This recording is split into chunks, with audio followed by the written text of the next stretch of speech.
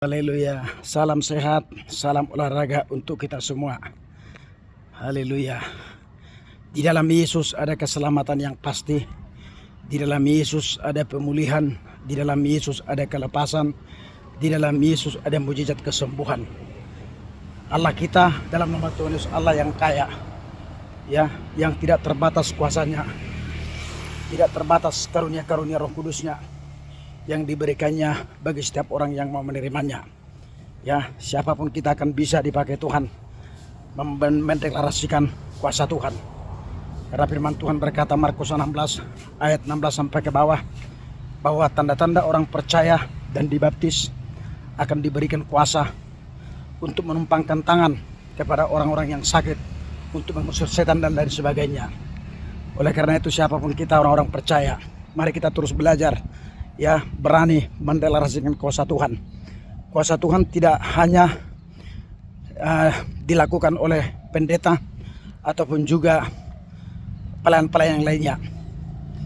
Siapapun kita yang sudah menerima Yesus, Yohanes 1 ayat 12, akan diberikan kuasa untuk mendeklarasikan kuasanya, ya, karena dengan lewat mujizat Allah yang terjadi, sehingga iman kita semakin naik, semakin banyak orang mempercayai Yesus adalah Tuhan.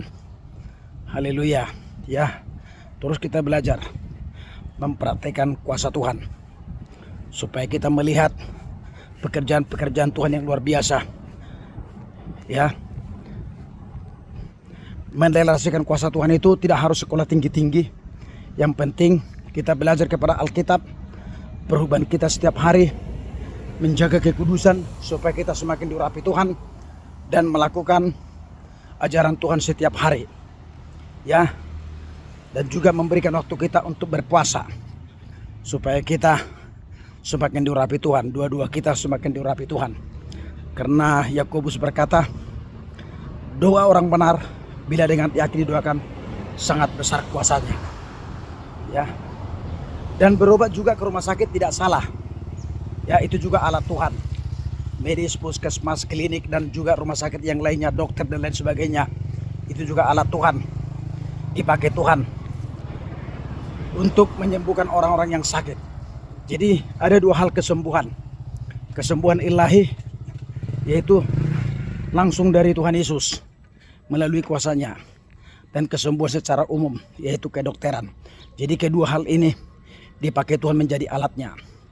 Roma 8 ayat 28, dalam segala hal Allah turut bekerja untuk mendatangkan kebaikan bagi orang-orang yang mengasihi Dia. Jadi kita harus bijak, kita harus pintar, kita harus berhikmat mengikuti Tuhan, ya. Sekali lagi, kesembuhan ilahi dan juga kesembuhan umum medis itu juga alat Tuhan. Asal jangan pergi ke dukun. Nah, itu yang bertentangan dengan firman Tuhan. Jangan pergi kepada paranormal. Nah, itu merupakan kekejian kepada Tuhan. Haleluya. Mari kita harus semakin bertumbuh ikut Tuhan. Belajar mempraktekkan firman Tuhan. Allah kita hebat, Allah kita luar biasa, Allah kita berkuasa di dalam nama Tuhan Yesus. Jangan goncang imanmu, jangan bergeser imanmu dari Tuhan Yesus. Pertahankan, itulah harta kita sampai Tuhan Yesus menjemput kita. Jangan tukar Yesus dengan yang lain. Haleluya. Terima kasih buat renungan singkat pagi hari ini. Semoga ini menjadi berkat bagi kita untuk mengingatkan kita semua supaya kita semakin